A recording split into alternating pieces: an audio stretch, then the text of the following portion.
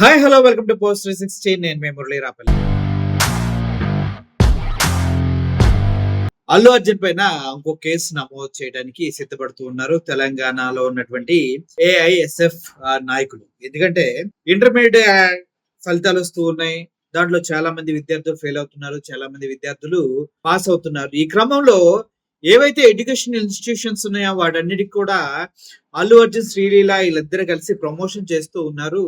ఆ ప్రమోషన్ చేయటం వల్ల వాళ్ళకి సరైన నిర్ణయం తీసుకోలేక విద్యార్థులు కన్ఫ్యూజ్ అయిపోయి అల్లు అర్జున్ గారు ఇక్కడ యాడ్ చేశారు, శ్రీలీల గారు ఇక్కడ జాయిన్ అవ్వమని చెప్పారు అంటూ వాళ్ళు ఎక్కడ ప్రపోజ్ చేస్తే ఎడ్యుకేషన్ ఇన్స్టిట్యూషన్స్ లో జాయిన్ అవుతూ ఉన్నారు. తద్వారా వారికి మంచి జరగట్లేదు, వాళ్ళకి అన్యాయం జరుగుతుందంటూ ఏఎస్ఎఫ్ తెలంగాణ వాళ్ళు డీజీపీకి ఫిర్యాదు చేశారు. దీనికి సంబంధించి అనేక విధాలుగా మనం మాట్లాడుకున్నట్లయితే ఏ ఎడ్యుకేషన్ ఇన్స్టిట్యూషన్ కూడా ఎవడు కూడా నిజంగా చెప్పాలంటే బ్రాండ్ అంబాసిడర్స్ గా ఉండకూడదు. వాళ్ళు చేసేవన్నీ fake.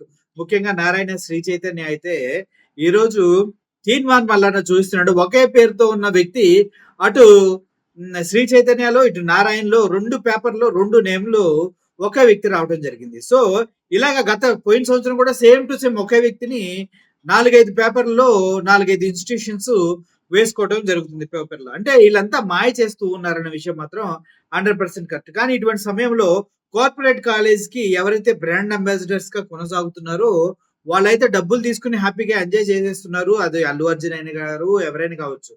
But end of the day results time వచ్చేసప్పటికి చాలా మంది విద్యార్థులు సఫర్ అవుతూ ఉన్నారు.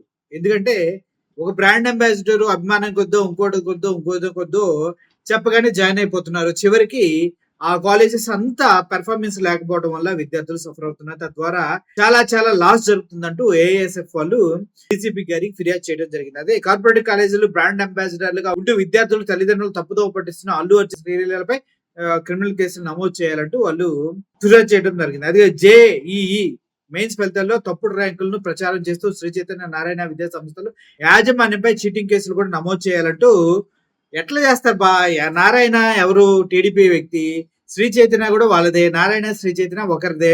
వాడు ర్యాంకులు ఈడు ర్యాంకులు వాడు మార్చి చేసుకుంటా ఉంటారు ఒకళ్ళే కాబట్టి వాళ్ళు అరెస్ట్ చేయమంటే ఎలా? అదేమో చంద్రబాబు నాయుడు గారు పార్టీలో ఉన్నటువంటి ఒక మంత్రిది.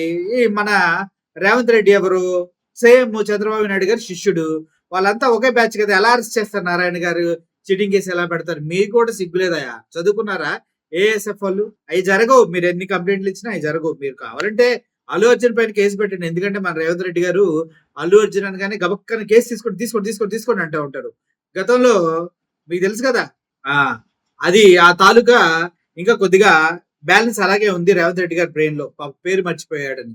ఆ తర్వాత ఎంతమంది పేర్లు మర్చిపోయారో వాళ్ళందరినీ ఇంకా అలవాటైపోయింది రేవంత్ రెడ్డికి తర్వాత. ఓవరాల్ గా ఇదైతే అల్లు అర్జున్ పైన, శ్రీలీల పైన ఏఎస్ఎఫ్ వాళ్ళు తెలంగాణ డీజీపీ గారికి కంప్లైంట్ ఇవ్వడం జరిగింది. మరి దాని పర్యావస్థానాలు ఎలా ఉంటాయి అనేది మనం వేచి చూడాల్సిన అవసరం ఎంతైనా ఉంది. Thank you for watching. Murali signing off. Thank you so much.